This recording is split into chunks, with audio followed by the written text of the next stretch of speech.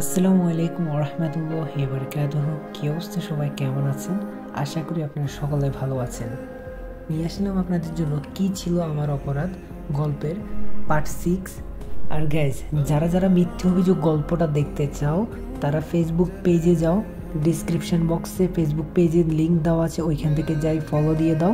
ওইখানে মিথ্যে অভিযোগ গল্পটা পুরোটা আপলোড দেওয়া হবে, তো তাড়াতাড়ি করো। তো ভিডিওটি সবাই লাইক অ্যান্ড শেয়ার করে দিবেন। তো চলুন আর বেশি দেরি না করে এখনই শুরু করে দেওয়া যাক আমাদের আজকের ভিডিও। মেয়েটাকে দেখে আমি অবাক হয়ে যাই, কারণ সে ছিল লিমা। লিমা আমাকে দেখে বলল, কেমন আছিস? সাজিদ তখন বলল, ভালো আছি, তুই কেমন আছিস? লিমা বলল, ভালো। তা তুই এই কলেজে? সাজিদ তখন বলল, কিন্তু তুই এখানে কেন? লিমা তখন বলল, আরে আমি তো এখানে ভর্তি হয়েছি। আর যেই ছেলেগুলা টিচ করছিল আমাদেরকে দেখে ছেলেগুলো সেখান থেকে চলে যায়। সাজিদ তখন বলল, এইখানে না দাঁড়িয়ে অন্য কোথাও চল, কথা বলি। আচ্ছা, আপনারা তো চিনতে পারছেন না লিমাকে। আচ্ছা চলেন ওর পরিচয় দিই। লিমা হলো আমার স্কুল লাইফের বেস্ট ফ্রেন্ড। এসএসসির পরে ওর বাবার অন্য জায়গায় পোস্টিং হয় এবং ওরা সপরিবারে সেইখান থেকে চলে যায়। এরপরে আর ওর সাথে কোনো যোগাযোগ হয়নি। পরিচয় দিতে দিতে আমরা আমাদের আড্ডাস্থলে চলে আসলাম। সাজিদ তখন বলল, তা তোর সাথে ওদের পরিচয় করে দিই। লিমা বলল, তোর লাগবে না, আমি নিয়ে নিচ্ছি। হ্যালো, আমি লিমা। সবাই পরিচয় হয়ে নিল। সাজিদ তখন বলল, তা আন্টি আঙ্কেল কেমন আছে? লিমা তখন বলল, ভালো আছে। আচ্ছা তুই এখানে আসস, চল আমাদের বাসায় যাবি আজকেই। সাজিদ তখন বলল, না আজকে যাব না, অন্য কোনো দিন। আসলে আগে যখন স্কুলে পড়তাম তখন অনেকবার গিয়েছি ওদের বাসায়, যে কারণে আন্টি আঙ্কেল আমাকে অনেক ভালোভাবে চেনে। লিমা তখন বলল, আচ্ছা ঠিক আছে। তখন ঘন্টা বাজলো, আমরা ক্লাসে গেলাম। তবে খেয়াল করলাম মেহেদি লিমার দিকে তাকিয়ে আছে। আর আমি চুপি চুপি করে বললাম, কি দেখস? মেহেদি তখন বলল, মামা ক্রাশ নামক বাঁশ খাইছি। আমি তখন হাসতে লাগলাম। যথারীতি মতো ক্লাস থেকে বের হয়ে এলাম। ও আপনাদেরকে তো বলাই হয় নাই, রাহাত এবং সামিয়ার হয়ে গেছে, আই মিন রিলেশন। এদিকে রাহাত ও সামিয়া পিছনে কথা বলতে বলতে আসছে। চলেন ওরা কি বলে শুনে আসি। আচ্ছা থাক, অন্যের কথা শোনা ঠিক না। এদিকে আমরা যে যার মতো বাসায় চলে আসলাম। এসে ফ্রেশ হয়ে খেতে বসলাম। তখন শুনলাম অনন্যার খালাতো বোন নাকি আসবে, আজকেই আসবে, তাই আমাকে আনতে যেতে হবে। সেই জন্য আমি আর অনন্যা রেডি হয়ে তাকে আনতে গেলাম বাস স্ট্যান্ডে। আমি আর অনন্যা কিছুক্ষণ ওয়েট করলাম। দেখলাম অনন্যা এগিয়ে যাচ্ছে। তখন বুঝতে পারলাম হয়তো ওর বোন আসছে। আর একটা মেয়েকে দেখা মাত্র অনন্যা তাকে জড়িয়ে ধরলো আর আমার দিকে এগিয়ে আসলো। আমার কাছে এসে মেয়েটি বলল, ওকে। তখন আমি বললাম, আমি ওনাদের বাসার ড্রাইভার। মাহি তখন বলল, ও আচ্ছা। অনন্যার খালাতো বোনের নাম হচ্ছে মাহি। আর হ্যাঁ, আমি অন্যের আশ্রয়ে থাকতে চাইনি, তাই আমি চলে যেতে চেয়েছিলাম, কিন্তু আঙ্কেল বলেছিলেন যে অনন্যার ড্রাইভার হয়ে থাকতে। এর জন্য উনি আমার বেতনও দেয়। কোনো চাকরির জন্য আমিও আর দ্বিমত করিনি, রাজি হয়ে গিয়েছি। এবার বর্তমানে আসি। সাজিদ তখন বলল, আচ্ছা আপনি গাড়িতে ওঠেন। কথাটা বলা মাত্র আমার গালে দুটো থাপ্পড় লাগিয়ে দিল। আমি কিছু না বলে ঠিক নিচের দিকে তাকিয়েছিলাম আর চোখ দিয়ে জল পড়ছিল। মাহি তখন বলল, ওই আমি কি নিজের হাতে গাড়ির দরজা খুলবো? তুই আমাকে কিভাবে দরজা খুলতে বলিস? আর হ্যাঁ, আমাকে ম্যাডাম বলবি, মনে থাকে যেন। তখন আমি বললাম, আচ্ছা ঠিক আছে। আর অনন্যা স্তব্ধ হয়ে গিয়েছে মাহির ব্যবহারে। সে মাহিকে বলল, এই তোর থেকে বড় ও, আর ওর সাথে ভালো ব্যবহার করবি। মাহি তখন বলল, ইস, ব্যবহার তোর কাছ থেকে শিখতে হবে না, আর আমি ছোট লোকদের দেখতে পারি না। অনন্যা তখন বলল, ভুলে যাস না, সবাই মানুষ। মাহি তখন বলল, তোকে জ্ঞান দিতে হবে না। আর আমি গাড়ির দরজা খুলে দিলাম আর মাহি গিয়ে বসলো। অন্যদিকে অনন্যা আমার পাশে এসে বসলো। তখন মাহি বলল, ওই ড্রাইভারের সাথে তোর এত কিসের দরদ? অনন্যা তখন বলল, কারণ আমি ওকে। মাহি বলল, তুই ওকে কি? অনন্যা মনে মনে ভাবতে থাকলো, এই না না, এসব বলা যাবে না। একটু চুপ থেকে হঠাৎই বলে উঠল, মানুষকে সম্মান দিতে হয়। অন্যদিকে অনন্যা আমাকে বলল, ওর কথায় কিছু মনে করো না, ও একটু এইরকমই। সাজিদ তখন বলল, না ঠিক আছে। আর কেউ কোনো কথা বললাম না। প্রায় 30 মিনিট পরে আমরা বাসায় চলে আসলাম। আর গাড়ি থেকে নেমে গাড়ির পিছনের দরজা খুলে দিলাম।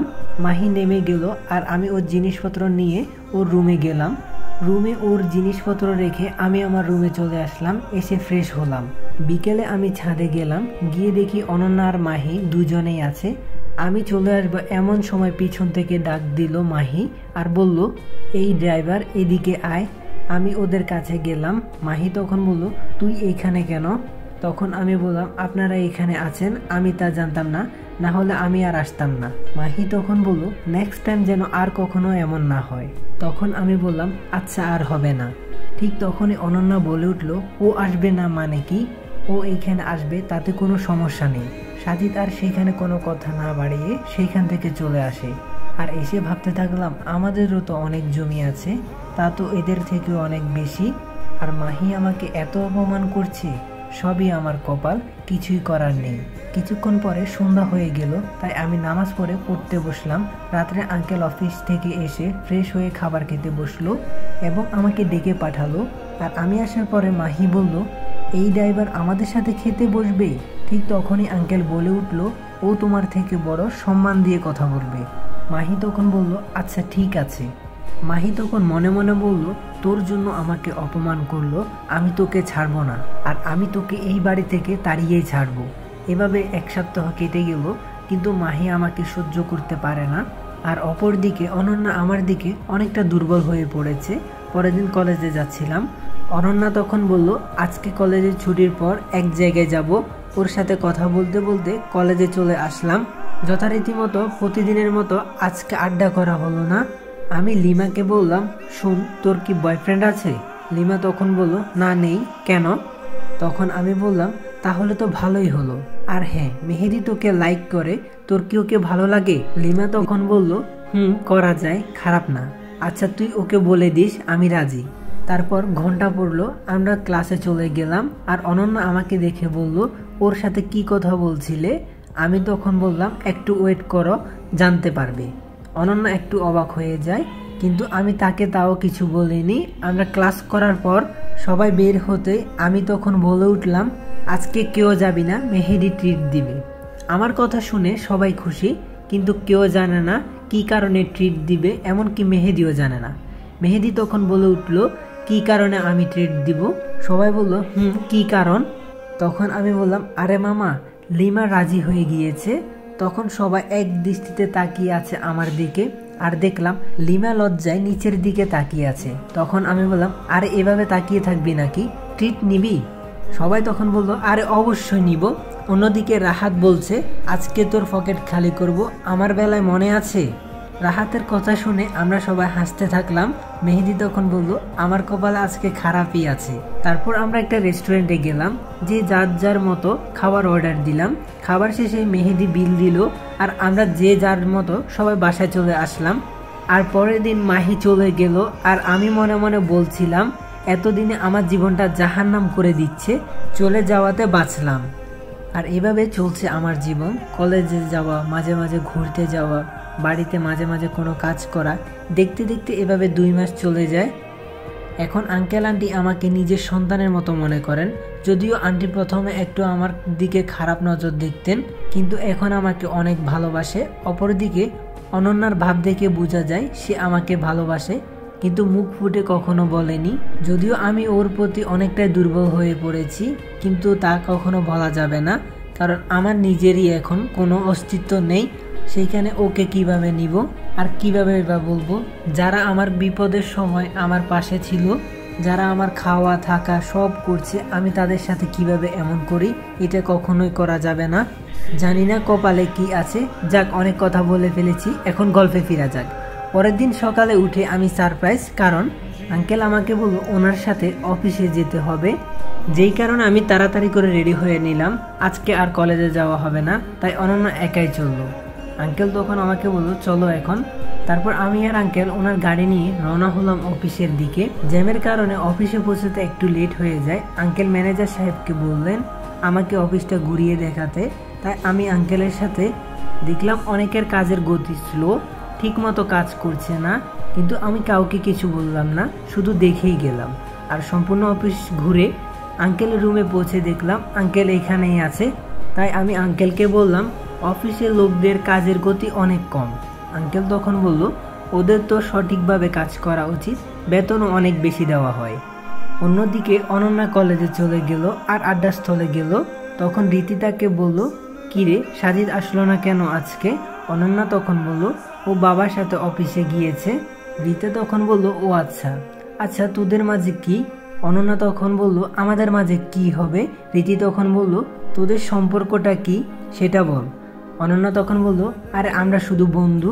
রীতি তখন বলল, বুঝি বুঝি, সবে বুঝি। অন্যদিকে আমান সাহেব সাজিদকে সব কিছু বুঝিয়ে দিচ্ছে আর তিনি বলছেন, এখন থেকে প্রায় সময় তুমি অফিসে আসবে, তাহলে আমিও একটু মুক্তি পাবো। কাজ বুঝিয়ে দেওয়ার পর সাজিদ তার রুমে এসে ভাবতে লাগলো, কর্মচারীরা তো কাজ ঠিক মতো করছে না, এর কারণ কি? না আমাকে খোঁজ নিয়ে দেখতে হবে, আর ঠিক মতো কাজ করলে ব্যবসা আরো উন্নত হবে, না আমাকে এর কিছু একটা করতে হবে। রুম থেকে বের হয়ে এসে তখন আমি বেশ কয়েকজনকে ডেকে নিলাম আর বললাম, আচ্ছা আপনারা আপনাদের কাজ ঠিক মতো করছেন না কেন? কর্মচারীরা আমার কথা শুনে একটু ঘাবড়ে যায়, কিন্তু সাজিদ তখন বলল, ঘাবড়াবেন না, আপনারা আপনাদের মন খুলে কথা বলুন। তখন একজন বলল, আমাদের পরিশ্রম অনেক হয় আর সেই তুলনায় টাকা অনেক কম পায়, আর অন্যান্য ফ্যাক্টরিতে আরো ভালো টাকা দেয়। সাজিদ তখন বলল, আপনারা বেতন কত পান? একজন বলল, 10,000 টাকা। তখন আমি বললাম, আচ্ছা আপনারা চিন্তা করবেন না, আপনারা আপনাদের ন্যায্য মূল্য পাবেন, আপনারা মন দিয়ে কাজ করেন।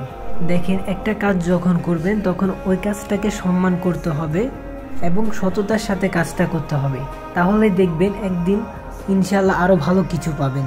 সবাই আমার কথা শুনে অনেক খুশি, তারা কাজে লেগে গেল। তবে এখন আমার কাজ করতে হবে। কে তাদের বেতনটা কমিয়ে রেখেছিল? আমি আঙ্কেলের রুমে গেলাম, কারণ আঙ্কেল আমাকে বলেছিল তাদেরকে অনেক টাকা বেতন দেয়। তারপর আমি আঙ্কেলের কাছে গিয়ে সব কিছু খুলে বললাম। তখন আঙ্কেল ম্যানেজার সাহেবকে ডাকলেন আর বললেন, সকল কর্মীদের বেতনের খাতাটা আমার কাছে নিয়ে আসুন। কথাটা শুনে ম্যানেজার ঘাবড়ে যায় আর বলল, আপনার দেখার প্রয়োজন নেই, এগুলো তো আমার কাজ, আমাকে করতে দেন, শুধু শুধু আপনার কষ্ট হবে। আঙ্কেল তখন বলল, আমি তোমাকে আনতে বলছি, নিয়ে আসো। ম্যানেজার বলল, আচ্ছা ঠিক আছে। এই বলে ম্যানেজার চলে গেল আর কিছুক্ষণ পরে আসলো খাতাটা নিয়ে। আঙ্কেল আমাকে বললেন, দেখো তো, আমি মিলিয়ে দেখলাম প্রায় 10 কোটি টাকার মতো হাতিয়ে নিজের নামে করেছে। এইটা দেখার পর আঙ্কেল বলল, আপনাকে চাকরি থেকে বাদ দেওয়া হলো, আর আপনি যে সকল টাকা নিয়েছেন তা কোম্পানির অ্যাকাউন্টে দিয়ে যাবেন, না হলে আপনাকে পুলিশে দিতে বাধ্য হব। এটা বলার পর ম্যানেজার পকেট থেকে কি যেন বের করছে, পরক্ষণে খেয়াল করলাম হাত থেকে রিভলভার আঙ্কেলের দিকে তাক করছে। আঙ্কেলকে যখনই মারতে যাবে আমি আঙ্কেলের টেবিল থেকে গ্লাসটা নিয়ে ম্যানেজারের দিকে ছুঁড়ে মারলাম। তখনই ওর হাত থেকে রিভলভারটা পড়ে গেল আর আমি সেটা হাতে নিয়ে তার দিকে তাক করলাম। এইদিকে আঙ্কেলের ডাকে সিকিউরিটি এসে পড়লো। আঙ্কেল পুলিশকে খবর দিলেন। কিছুক্ষণ পরে পুলিশ আসে এবং তাকে গ্রেপ্তার করা হয়। নিয়ে যাওয়ার আগে আঙ্কেল তার টাকাগুলো অ্যাকাউন্টে নিয়ে নেওয়ার পরে তাড়াতাড়ি করে পুলিশ ম্যানেজারকে নিয়ে চলে গেল। সকল কর্মীরা অবাক হয়ে আছে, কেন পুলিশ আসলো আর কেন বা ম্যানেজারকে পুলিশ ধরে নিয়ে গেল। তখন আমি বললাম, আপনাদের যে ম্যানেজার ছিল সে আপনাদের টাকাগুলো কেটে নিত আর তার অ্যাকাউন্টে জমা করত। এই কথা শুনে সকল কর্মীরা আনন্দে মেতে উঠল। তারপর আমি বললাম, এখন থেকে যদি ঠিক মতো কাজ করেন তাহলে আপনাদের বেতন আরও বাড়ানো হবে। এই কথা শুনে সকল কর্মী একসাথে বলে উঠল, এখন থেকে আমরা আমাদের সর্বোচ্চটা দিয়ে কাজ করব। তাহলে যে যার যার মতো কাজে চলে যান। তখন সবাই যে যার যার মতো কাজ করতে লাগলো। সেই দিনের মতো আমি আর আঙ্কেল অফিস থেকে চলে আসলাম বাসায় আসতে আসতে রাত হয়ে গেল। তাই আমি আর আঙ্কেল ফ্রেশ হয়ে রাতে খাবারের জন্য বসলাম টেবিলে। আঙ্কেল তখন বলল, এখন তো নতুন ম্যানেজার লাগবে। সাজিদ বলল, তখনই আন্টি বলে উঠল, নতুন ম্যানেজার লাগবে মানে আগের জন কই গেল? তখন আঙ্কেল সব কিছু খুলে বললেন। সাজিদ তখন বলে উঠল, পত্রিকায় বিজ্ঞাপন দিয়ে দেন, তাহলে ম্যানেজার পাওয়া যাবে। পরের দিন আঙ্কেল একাই অফিসে গেলেন, কারণ আমি আজকে কলেজে যাব। তাই আমি আর অনন্যা কলেজের উদ্দেশ্যে রওনা হলাম। কলেজ শেষ করে আসার পথে আমি অনন্যাকে বললাম, আজকে একটু পরে বাসায় যাব, চল কোথাও থেকে ফুচকা খেয়ে আসি, তুই তো আবার ফুচকা খুব ভালোবাসিস। অনন্যা তখন বলল, তা ঠিক, কিন্তু তুই হঠাৎ করে এভাবে বললি? সাজিদ তখন বলল, কেন, আমি কি তা বলতে পারি না? অনন্যা তখন বলল, আচ্ছা ঠিক আছে, বাদ দে, চল তাড়াতাড়ি যাই। তারপর ফুচকার দোকানে গেলাম। মামাকে বললাম, মামা 2টা ফুচকা দাও। অনন্যা তখন বলল, না 2টা না, একটা দাও। সাজিদ বলল, একটা কেন?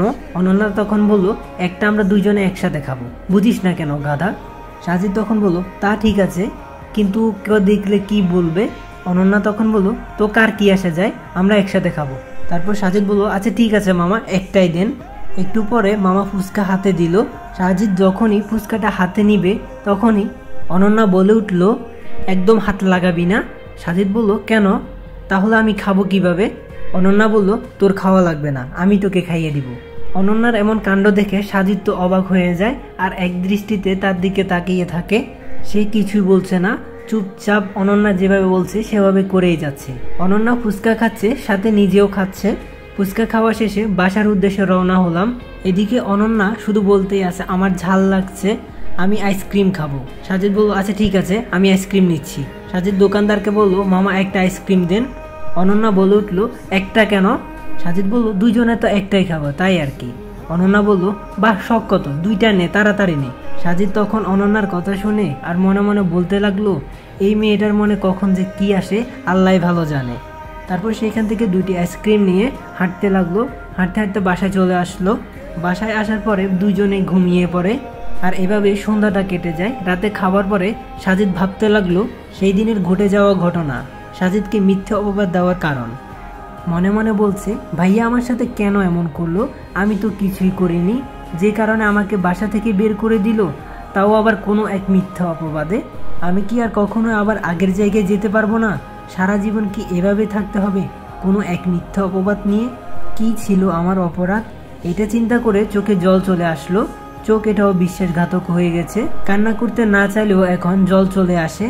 এদিকে অনেক দিন হয়ে গেল মায়ের সম্পর্কে কিছু জানি না, তাই আমি আমার চাচাতো ভাইকে কল করার সিদ্ধান্ত নিলাম, যার সাথে কথা বলতে গিয়ে প্রথমে অনন্যা শুনে ফেলেছিল। তারপর আমি ফোন করলাম, অপেক্ষা করতে থাকলাম কখন ফোনটা রিসিভ করবে। কিছুক্ষণ পরে দেখি ফোনটা রিসিভ করলো। আমি বললাম, কেমন আছিস? আরাফাত বলল, ভালো আছি, কিন্তু আপনাকে তো চিনতে পারলাম না। না চিনারই কথা, কারণ এটা আমার নতুন নাম্বার। তখন আমি বললাম, আমি সাজিদ, শোন মা কেমন আছে? আরাফাত বলল, তেমন ভালো না, তোর কথা অনেক বলে, তবে শোন, তোর এই ব্যাপারে বাহিরে কেউ জানে না। যদি কেউ তোর কথা জিজ্ঞেস করে তাহলে কোনো একটা কিছু বলে দেয়। এই তো সেদিন আমি তোদের বাসায় যাই আর দেখি রায়পুরে তোর যে খালামণি থাকেন তারা এসেছিলেন। তখন তিনি তোর কথা বলেছিল। তোর আম্মুকে জিজ্ঞেস করছিল, আপু তোমার ছোট ছেলে মানে সাজিদকে তো বাসায় দেখছি না। তখন তোমার আম্মু বলেছিল, ও ওর ভাইয়ের সাথে রাগ করে বাসা থেকে চলে গেছে। একদিন মারামারি করেছিল সাজিদ, তাই ওর ভাই ওকে অনেক মারে, যে কারণে সে বাসা থেকে চলে যায়। আর ও চলে যাওয়ার পর কেমন যেন বাসার আলোটা নিভে যায়। এই বলে তোমার আম্মু কান্না করে দিল আর বলল, আবার কবে ফিরে আসবে আল্লাহ ভালো জানে। ওনাদের এইসব কথা শুনে কিছুক্ষণ পরে আমি চলে আসি। আচ্ছা বাদ দে এইসব কথা, তুই কেমন আছিস, তোর কি টাকা লাগবে? সাজিদ তখন বলল, আমি ভালো আছি, আমার টাকার প্রয়োজন নেই। আরাফাত বলল, আচ্ছা লাগলে বলিস। সাজিদ বলল, ঠিক আছে বলবো, যা। আর কিছুক্ষণ কথা বলে ফোনটা কেটে দিলাম। আর মায়ের কথা শুনতে খুব ইচ্ছে করছিল, তাই সিদ্ধান্ত নিলাম মাকে এবার একটা ফোন করব। তারপর আমি মায়ের ফোনে কল করলাম, কিন্তু ফোনটা তো বন্ধ। এখন কি করি, এখন কি করব? ও আচ্ছা, ভাবির ফোনে একটা কল করে দেখি কি করা যায়। তাই কোনো কিছু না ভেবে ভাবির ফোনে কল করলাম। ফোনটা রিসিভ করলো। আপনারা হয়তো ভাবছেন আমি কেন আরাফাতকে বললাম না মাকে ফোনটা দিতে। তারও কারণ আছে, কারণ আরাফাতরা নতুন বাড়ি করে অন্য জায়গায় চলে গিয়েছিল। কলটা রিসিভ করা মাত্রই আমি বলে উঠলাম, হ্যালো, কেমন আছেন ভাবি? আমার কণ্ঠ শুনে ভাবি বুঝতে পারলো আমি সাজিদ আর বলল, কে সাজিদ? আমি ভালো আছি, তুমি কেমন আছো? আমি তখন বললাম, ভালো আছি। মা কই? মার কাছে কলটা একটু দেওয়া যাবে? মার কথা খুব শুনতে ইচ্ছে করছে। আর ভাইয়া কেমন আছে? ভাইয়া কোথায়? ভাবি বলল, তোমার ভাই বাড়িতে নেই, বন্ধুদের সাথে ঘুরতে গেছে। আর হ্যাঁ, মা এখানে আছে, কথা বলো। মা বলতে লাগলো, কে ফোন করেছে? ভাবি বলল, দেখেন কে ফোন করেছে। তখনই আমি বলে উঠলাম, কেমন আছো মা? মা আমার কণ্ঠ শুনে বলল, কে সাজিদ? এই বলে আম্মু কান্না করে দিল। মায়ের এমন কান্না শুনে আমার চোখ দিয়ে পানি চলে আসলো। মা তখন বলতে লাগলো, বাবা তোকে ছাড়া আমি ভালো নেই, তুই চলে আয় না। তুই কই আছিস বল, আমি তোকে ওইখান থেকে নিয়ে আসব। তখন আমি বললাম, না আম্মু, যে অপবাদ নিয়ে আমি বাড়ি থেকে এসেছি তা মিথ্যা প্রমাণ করা পর্যন্ত আমি আসব না। তবে চিন্তা করো না, আমি ভালো আছি মা। আর বেশি কিছুক্ষণ কথা বলতে পারলাম না, কারণ আর কিছু সময় কথা বললে আমি নিজেকে কন্ট্রোল করতে পারতাম না। সেই দিনের মতো কথা শেষ করে ঘুমিয়ে গেলাম। পরের দিন আমি কলেজে না গিয়ে আঙ্কেলের সাথে অফিসে গেলাম।